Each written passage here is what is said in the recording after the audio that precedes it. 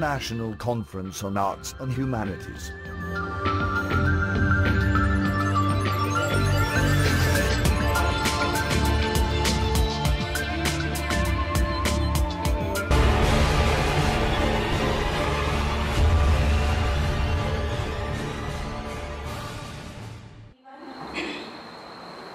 I would like to take an opportunity to thank the organization of this conference and especially organizer, coordinator, Mr. Lanka, for his last-minute cooperation and support, because of which I am here today. And I am representing my country. I am Dr. Sujata Bamane from Pune University, Maharashtra, India. I will be talking here about the projection of women in Shashi Deshpande's selected short stories, and basically it is about the self-effacing role of woman in her short stories. In my introductory part of paper, I will be talking about the subservient status of women in general and the factors responsible for the same, which I think definitely strengthens the relevance of the topic, where I am going to study all these women projected in these selected short stories. Here I begin with human civilization is divided into two parts, man and woman. Nearly half of the world's population has been of women right from the dawn of civilization till today. The cultural height of society depends on the kind of status the society offers to women, that is the attitude particularly of the male members of the society to women. Though changing, the condition of women in India is still from the satisfactory on account of sex, caste and class-based discrimination and traditional value system. These are the factors which I am going to discuss responsible for these submissive status of women. In the conventional caste system of India, woman herself has always been looked upon as a caste. I would like to quote one of the scholars called Vidalaba. I quote, "To be caste as woman in India is to live out this triple layered existence.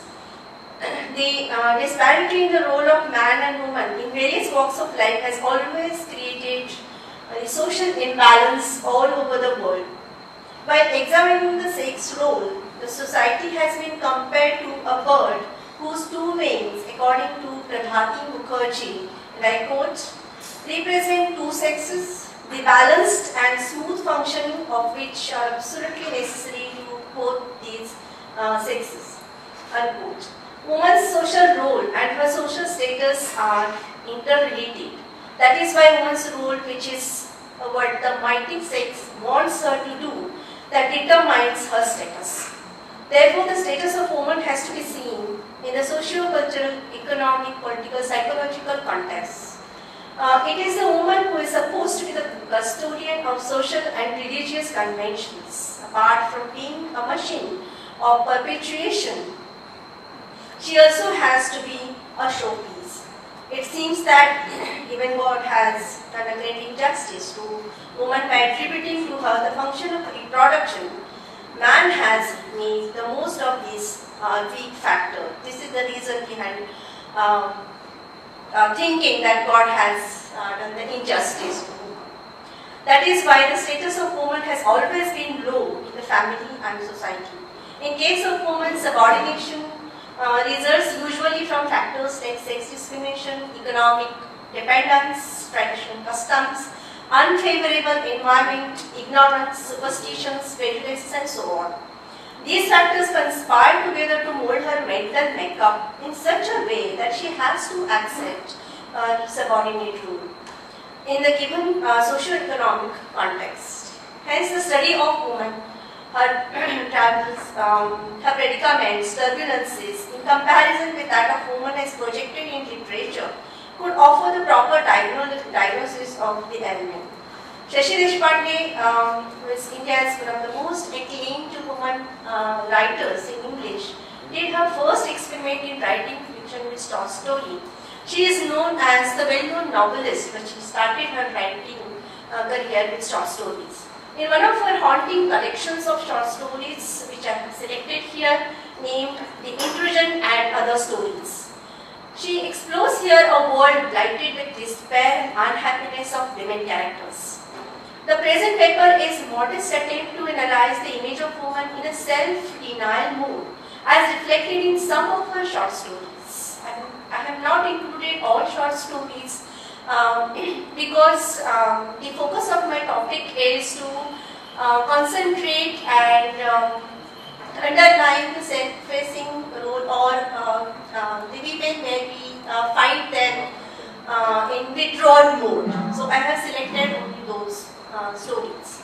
The paper 2 aims at studying the 4 selected short stories from the same collection, which deals with a variety of women with their more bashful and forceful appearances. The analysis carries its focus on deepening inner urge of Indian characters to completely break out their predestined roles. So it doesn't mean that all the time we find them always in a submissive mode. They do try to come out of it, to protest it, but every time we find them facing the failure due to their self-effacing style. Thus, through her writings, Shashi Deshpande provides an insight into various aspects of man-woman relationships and emphasizes the self-effacing role of female characters in a very trenchant manner. It is worth to quote a comment given by the Times of India. I quote, "Deshpande's fine-honed sensibility infuses the delicate interplay of human relationship with a realistic ambience which serves to crystallize our thoughts. And all at once we see in her a natural extension of our own community parameters. And the image of women in the stories under study can be studied well within the framework designed by a feminist thinker, Simone de Beauvoir, based on her certain observations. In the introduction to her famous writing, The Second Sex, Simone de Beauvoir probes into question, what is woman? It is a record of an argument on the interpersonal relationships between man and woman.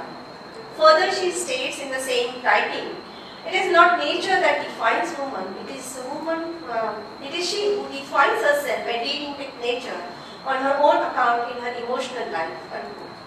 A critic, Vidyut Bhagwat, interprets Beauvoir's feminist thoughts and says, quote, "The woman is the other against which man defines himself as a subject. In expressing man's otherness, women are denied their own individuality." Unquote. In short, in a man-made society, man exists with a consideration of transcendence as normal behavior, whereas woman is compelled to exist normally with alienated, passive and imminent position. In her article, The Short Stories of Shashi Deshpande, T.M. Gita summarizes the place of woman in Deshpande's writings, where she has mainly focused on these stories which are suggestive, and they suggest that the compromise, which is the major feature of the short stories of Shashi Deshpande, and they are unable to defy conventions or traditional morality. She finds herself enmeshed by desires and despairs, fears and hopes, loves and pains. So this is the observation by T.M. Gita in her article. The first story which I am going to deal with is The First Lady, that depicts a story of woman who is agreed with her husband's decision to adopt a celibate lifestyle on the ground that the purpose of sex is procreation and that is served. Being a wife of a political leader, she desires to be in her withdrawn status, as in general we understand that political identity is hardly being conferred on a woman, and when she is a wife of a political leader, she has to only be the follower of him. So we find her in that story fed up with wearing masks, because she has to attend many functions by wearing masks. The story opens with woman protagonist's rejection to the compliment that she receives, and this is very important, that we don't find woman in this story, receiving very positively the compliments given by people in the public functions. Instead, in a self-consoling mode, she signifies the physical appearance. So, woman herself signifies the physical appearance and denies the beauty of mind. Because she says, I quote here, what can you expect when you are really 70? And in spite of her disappointment with the austere atmosphere of her husband's home, she appears to be satisfied, receptive of public award, and that is gracious and dignified first aid. So somewhere within she is not happy with the austere atmosphere in her husband's wife, but she is pretending and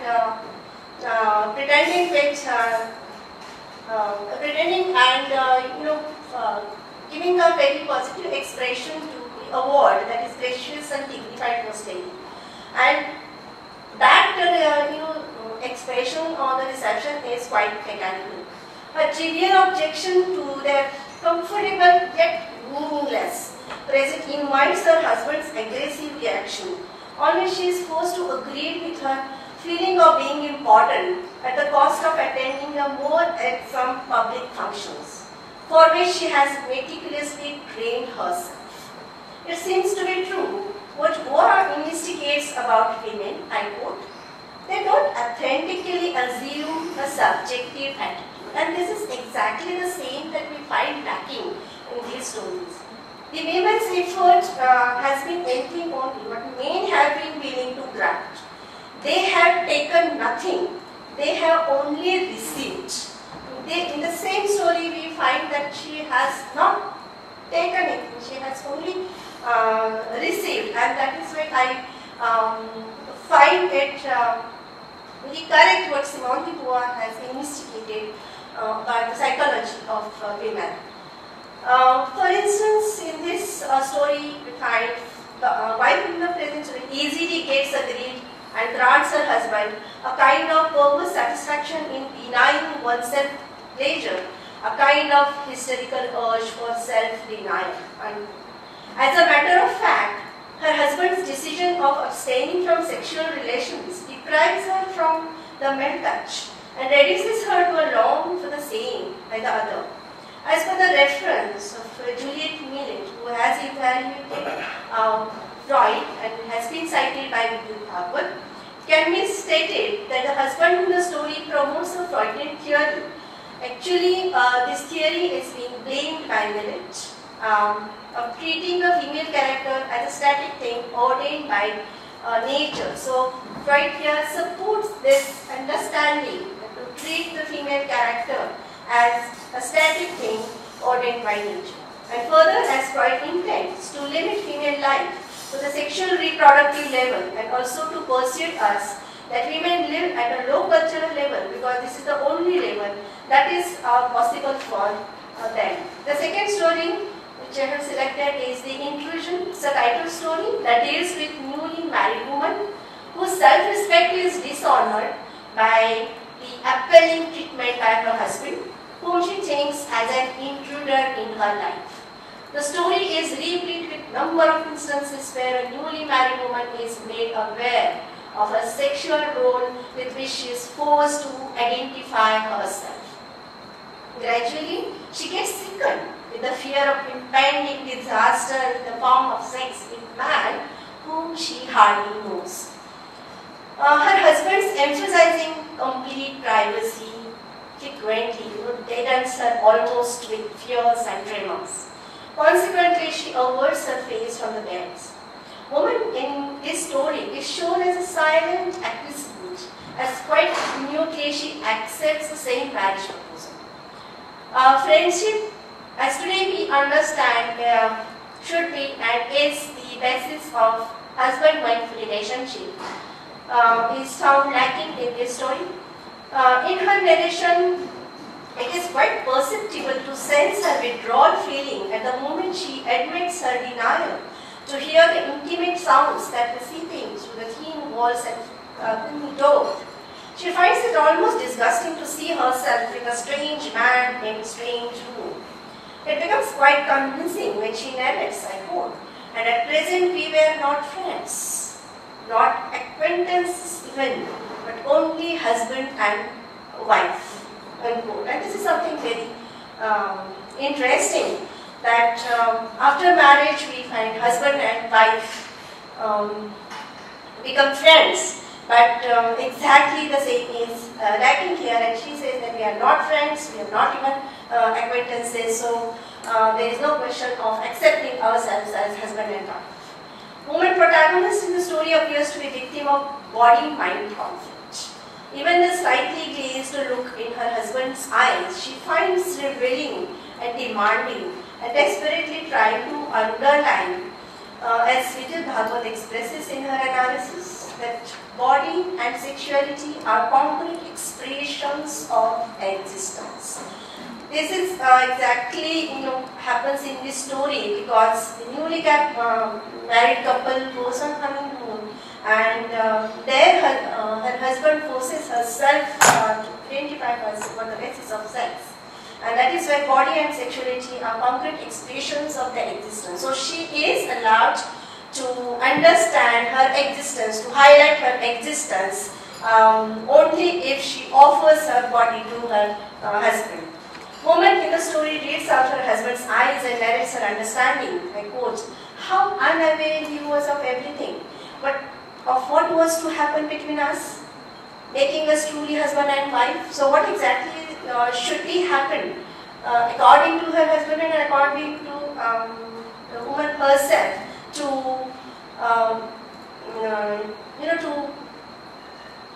stand that they are husband and wife.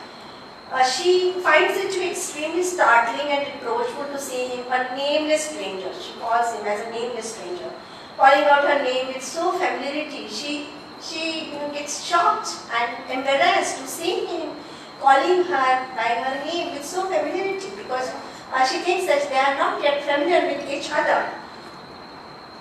She is reluctant to acknowledge his attempt of maintaining the mundane affair of husband and wife relationship, which is still under construction. According to her husband, it is already constructed, built up, but she is not ready to accept the same. Out of fear of rejection that crouches in her, she eats all her fears of exposing the mysteries of her body to him. However, a stammering attempt to convey their little acquaintance with each other receives a cold, little, violent reaction by her husband. But for her, it brings a light-hearted sense of escape. Even if the aggressive stand is taken by her husband, she gets scared for a moment. But for her, it is a little bit an escape, and that is why she is happy. Her relieved state of existence evaporates, this is very important, only to throw her into a daylight humiliating fact of his merciless bodily assault, on which she narrates and cries out that not for the physical pain, but for the intrusion into my privacy, the violation of my right to myself. And this sense of losing her own self, disturbs her a lot, and she finds it very distressing, and that is why the title of the story is apt enough. Thus, the husband draws the boundaries of her sphere, even within marriage. Marriage itself, draws the boundaries of this restricted sphere for woman, but within marriage also he draws the boundaries, where the sexual act for man is legal, but for woman it is though legal. In order to support woman empowerment, it is necessary to consider a feminist thinker, Tiffany K.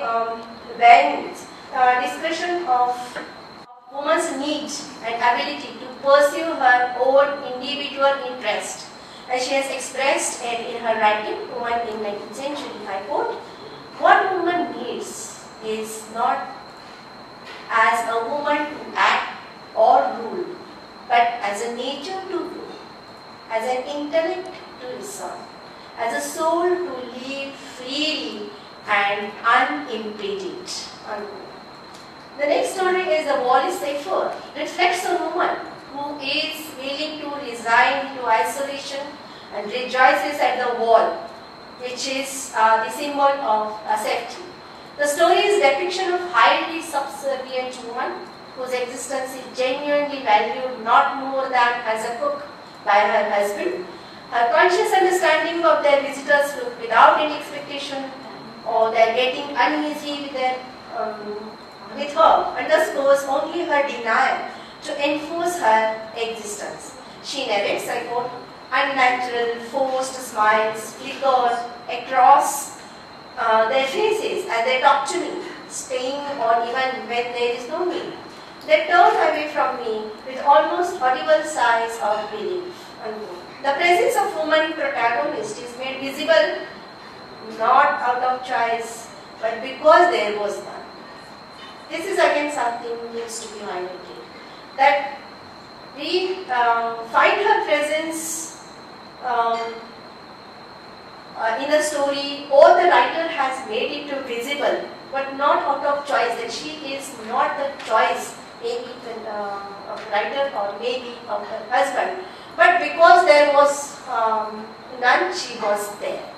Sushma, one of her friends, perfectly describes the woman narrator here. She says, and here she is, the woman behind the successful man, the one to whose support you owe everything, the devoted, self-effacing wife. So this is the ideal role of woman, that if she performs her self-effacing role. The words self-effacing keeps her awake, completely aware. She relates the cry of newborn to the triumphant assertion of being, of existing. Shashi Deshpande hardly allows the notion of female collective consciousness. This again I would like to highlight, and she has not allowed this notion to be developed in her stories. For instance, Sushma, her friend, her initiation to resist the male domination is sternly rejected by the female protagonist. The acceptance and the confession of her unexploited position can clearly marked when she finally blurts out on Sushma's cross-examination. For God's sake, she says, Sushma, don't make me out to be one of your exploited women. I know all my legal rights. And she rails her being contemptuous at her husband Vasant's coming home, tired, satisfied, and full of what he has been doing. She unnecessarily judges his being callous and reasons out in her narration, quote, maybe it's because I have nothing to offer in exchange. The small cash of my days seems paltry in comparison, unquote. This is something again we find a document. That unnecessarily we find her even in the stories judging their husband's expressions, their psyche and their mind, and they find them to be callous. She resists unfolding the truth of the tenuous peace she has built around herself. She is so contented with the walled state and status. She limits her scope for flourishing as a transcendental being with a secret agreement with building a fence with a wall rather than with a barbed wire. Hence, throws away her sense of aspiration to be a part of the outer universe. When the time comes to build the fence, whether with wall or with barbed wire, she prefers it to be built with wall because she thinks that wall is safer, which is the title of the novel. Despite the awareness of the truth that the danger is lying inside. So at the same time, though she finds that the wall is safer, she is aware that the danger is lying inside. And despite of that understanding, she resigns to the world inside the wall, which has her subjectivity. And here we find her, withdrawing herself, taking a back seat, underlying her subjectivity. The fourth and the last story is the death of a child, where the female protagonist in the story appears to be little different compared to the previous three female protagonists. The story begins with women appearing with agitated mind due to unwanted pregnancy. She expresses a strong aversion at the thought of pregnancy, which for husband it is nothing more than a matter to be managed rather than well out. His reasonableness is reflected when he says, I quote, "But if it has happened, why not accept it?" Unquote. Though Simandibo's observation of bodily condition in pregnancy is convincing, that in pregnancy, woman is bestowed with narcissism. In case of the present woman in the story, it seems to be little contrary. She doesn't want to imagine that the main purpose of her life is to breed. Her urge to live with a new yes to life invites a sharp criticism of her predefined wife-mother role. She is asked by her husband, quote, "Your life, is that matters you?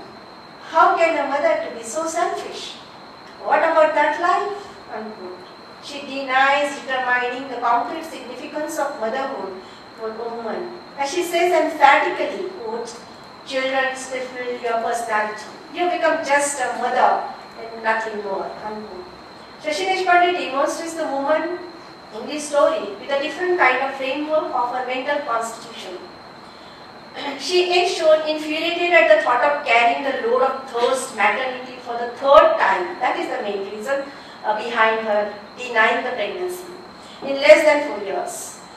She supports the authorial thought of individualism by bringing some change from being inessential to essential, and that is why she is ready to say yes to her life in future. She expresses her thought, I quote, "Now I want to reserve some part of myself, my life," unquote. The story carries author's message, becoming valid in course of time, that a sexual love of wife should not be mingled with her desire of motherhood. Though it is understood that motherhood confers the honorable status to Indian woman, woman in the story educates herself and the readers too with the other side of it. We are told, unquote, that marriage, childbirth destroy something in woman, a reserve, a secretiveness and innocence, unquote. However, her being uninhibited while taking the decision of abortion finally makes her different and wary of herself, as she carries the ghost of her dead child in an unconscious mind. So though we find her a little different from the previous female characters, and find her a little bit rebellious in her tone, in her stand, but at the end of the story, even after abortion, she cannot forget that she has killed her child. In short, women projected by Shashi Deshpande are not anti-male models. This is the conclusion. They don't believe in extermination of their male counterparts.